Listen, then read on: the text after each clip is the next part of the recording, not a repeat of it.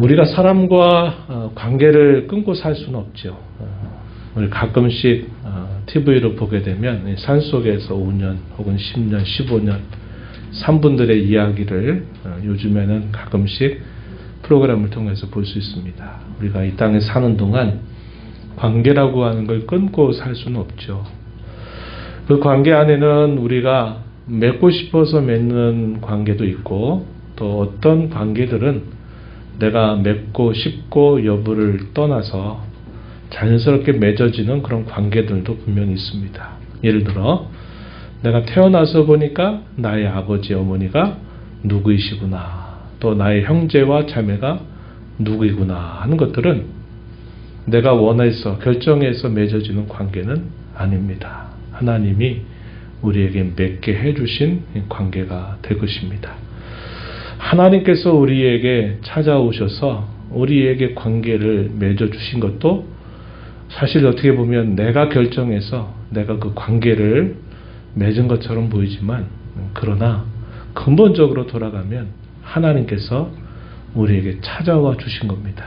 근데 그 찾아와 주시게 된 계기는 우리가 성경을 통해서 아는 것처럼 이 세상을 만드시기 전부터 하나님이 우리를 많은 사람들 가운데 먼저 택하셨고 우리를 구별하셨다고 하는 사실이죠. 그래서 하나님이 그의 정하신 시간표가 됐을 때 우리를 이 땅에 태어나게 하시는 겁니다. 그리고 가족들, 부모들을 만나게 하신 것이고, 그리고 일생을 살아가죠. 일생. 70년이 될 수 있고 80년이 될 수 있고 90년, 100년이 될 수 있는 인생을 쭉 살다가 또 죽는 순간도 사실 우리가 결정하지 않죠. 하나님이 우리를 데려가실 때 우리는 떠나게 됩니다.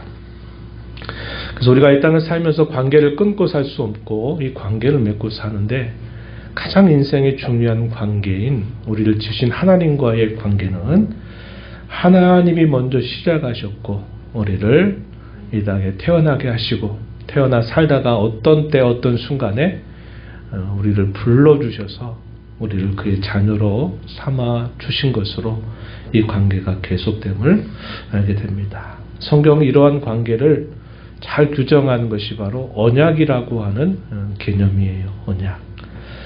묶는다 이런 말입니다. 서로를 묶는다 이렇게 이해하시면 돼요. 하나님이 우리를 그의 띠로 묶어주시는 겁니다. 또 우리도 하나님을 묶는 거죠. 그래서 이 언약이라고 하는 게 묶는다라는 의미인데, 하나님 이런 관계를 통해서 자기 백성들을 끊임없이 이끌어 가십니다. 오늘 우리가 있는 이 레위기의 내용은 18장 1절부터 20장까지의 내용에는 하나의 큰 주제로 묶여 있는 본문이 됩니다. 그래서 우리가 읽은 본문 이 1절부터 5절의 내용은 18장으로부터 20장이 시작되는 전체 내용이 서론적인 내용들이 된다 보면, 20장의 마지막 부분 22절부터 27절까지의 내용은 결론적인 부분인데, 우리가 이제 살펴보면 알겠지만 이 서론과 본론이 서로 쌍관을 이루고 있습니다. 수미 쌍관이라고 우리가 말하죠. 서론과 본론이 같은 내용들로 시작했다가 같은 내용으로 마무리되는 부분이 됩니다. 어떤 내용들이 시작으로 해서 또 어떤 내용들로 마무리가 되는가 하는 것은 오늘 우리가 읽은 서론의 내용을 보면 알 수 있어요. 그래서 그 주된 내용이 뭐냐면 하나님이 자기 백성과 언약을 맺어주셨다 하는 것입니다.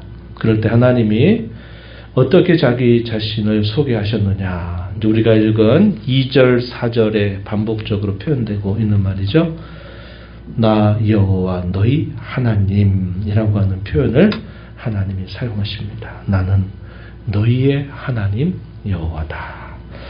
여호와라고 하는 말은 우리가 특별히 구약 성경에서 많이 읽죠. 신약으로 오게 되면 이 여호와라고 하는 말을 어떤 말로 옮기냐면 주님이란 말로 번역을 하게 됩니다. 그래서 신약 시대로 오면 주님 이렇게 부르고, 구약 성경에서는 여호와라고 하는 이름을 많이 우리가 접하는데, 이 여호와라고 하는 이름의 뜻 여러분 기억나시나요?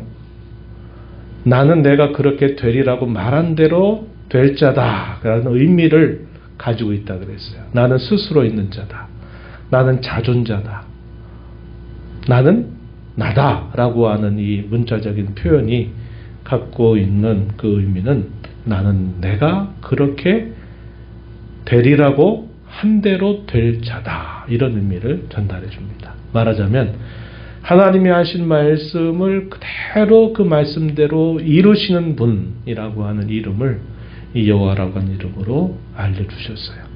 특별히 언제 이런 이름이 사용되느냐, 하나님이 자기 백성과 맺은 언약의 관계를 나타낼 때 이 여호와라고 하는 이름을 하나님이 사용하셨다 하는 것을 우리가 주목하게 됩니다. 이 말은 반대로 돌리면 무슨 말일까요? 너희는 곧 나의 백성이다. 나는 너희의 하나님 여호와고 너희는 나의 백성이다 라는 것을 말하는 겁니다.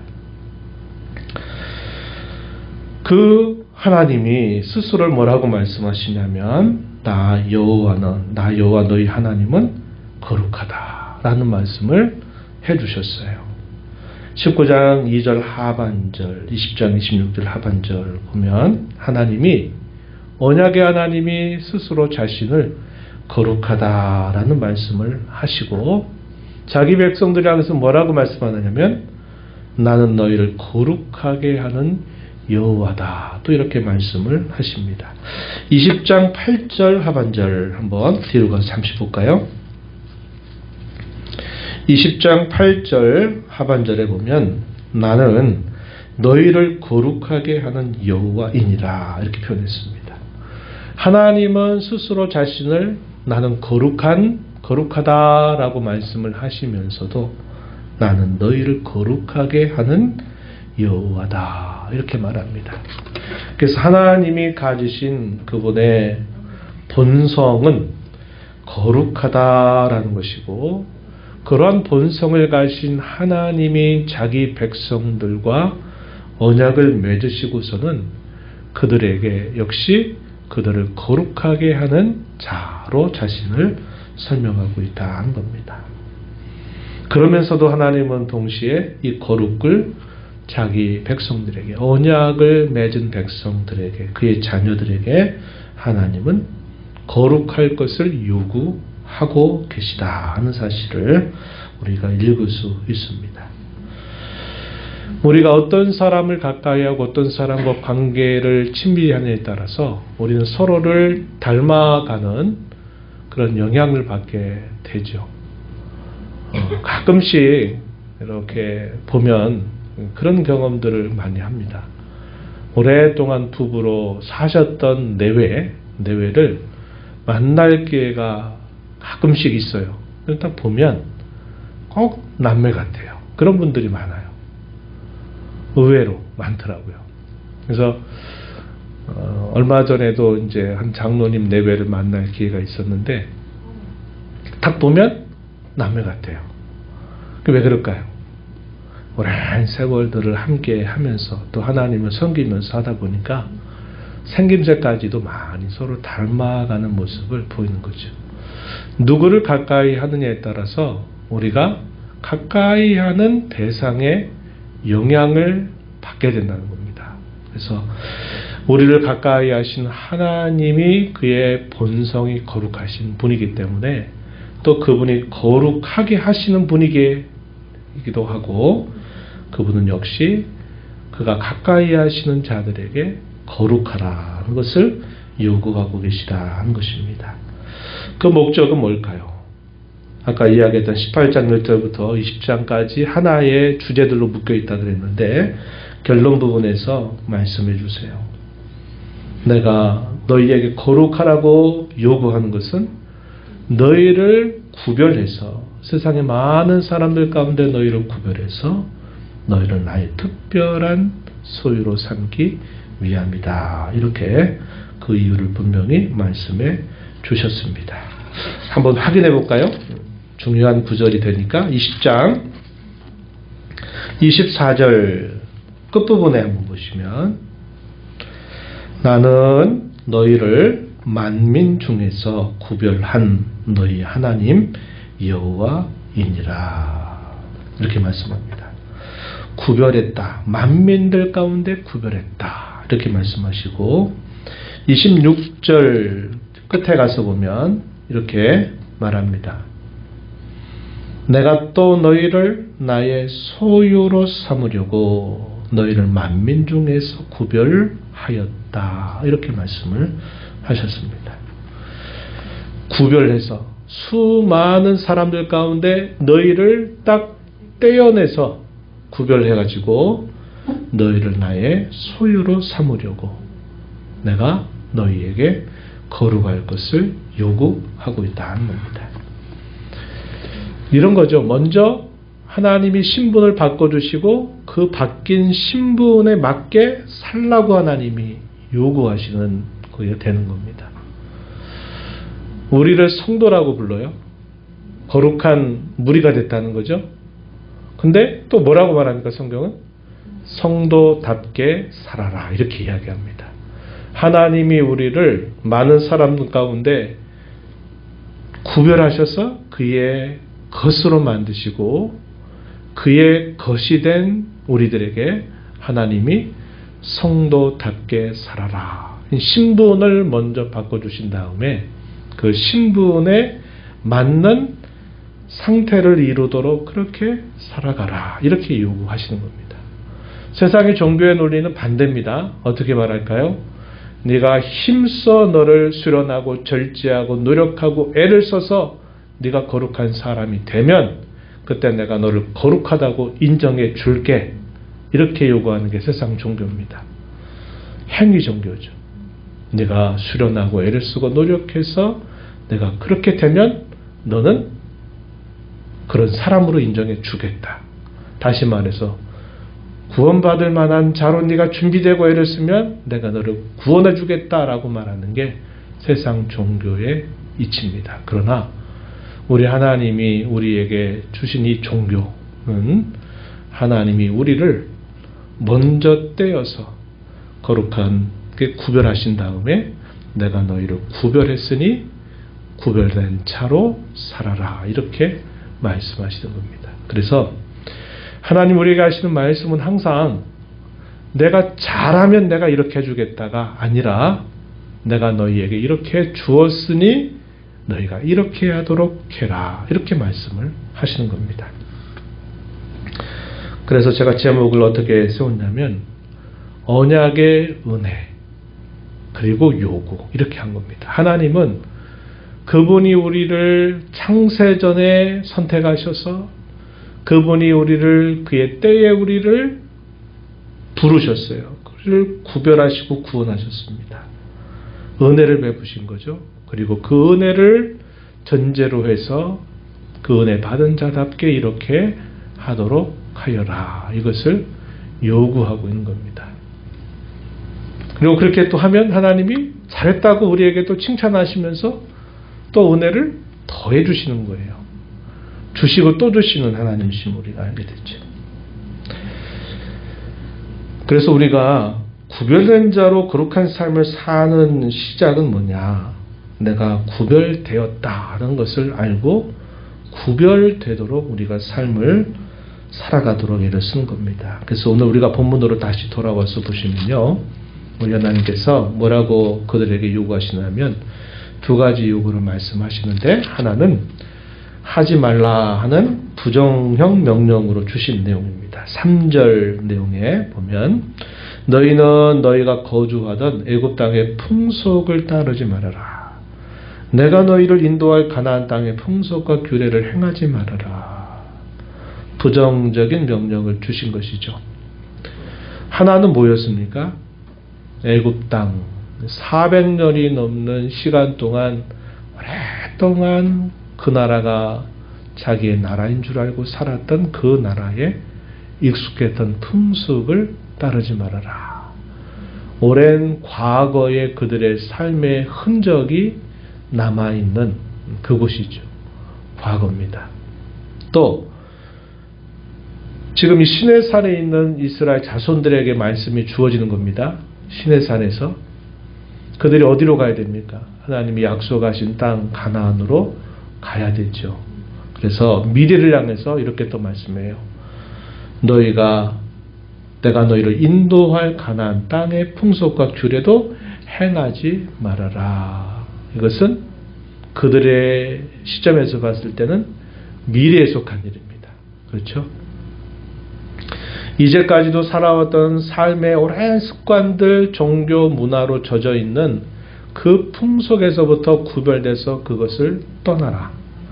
그리고 너희가 장차 들어가게 될 가나안 땅에 앞으로 너희가 경험하게 될 그 땅의 종교와 그 땅의 문화도 너희가 따라가서는 안 된다. 이렇게 말씀을 하시는 겁니다. 한편으로는 과거, 또 한편으로는 미래에 있게 될 그 많은 너희가 맞닥뜨리게 될 미래의 현실에서도 너희는 그들의 모습을 따라가지 말아라. 이렇게 말씀하셨어요. 뭐 하라고 그런 말씀하실까요? 4절 말씀, 5절에 이어지는 말씀을 보니까 내 법도를 따르며 내 규례를 지켜 그대로 행해라. 5절에서는 내 규례와 법도를 지켜라. 사람이 이를 행하면 그로 말미암아 살 것이다. 이렇게 말씀을 해주십니다. 법도와 규례, 모세 율법을 표현하고 있는 표현되고 있는 표현이다 그랬죠. 쉽게 얘기하면 무슨 말입니까? 하나님이 주시는 그의 말씀을 따라 살아가는 거죠.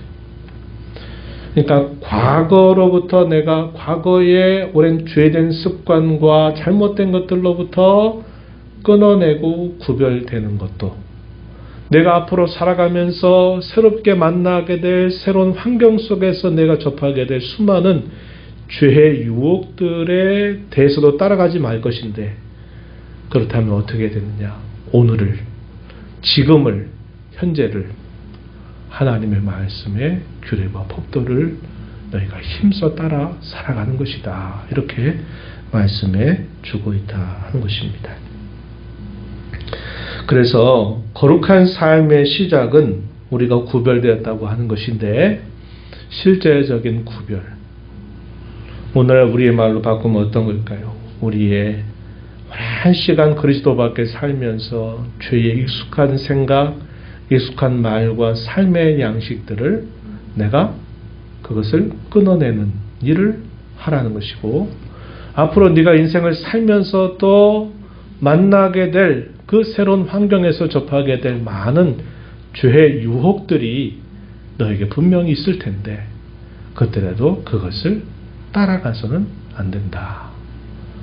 그러면 매일매일 오늘이라고 하는 것, 우리의 현재를 하나님의 말씀을 따라 살아가는 일에 힘을 기울여라. 이렇게 우리를 가르쳐주고 있다는 것입니다.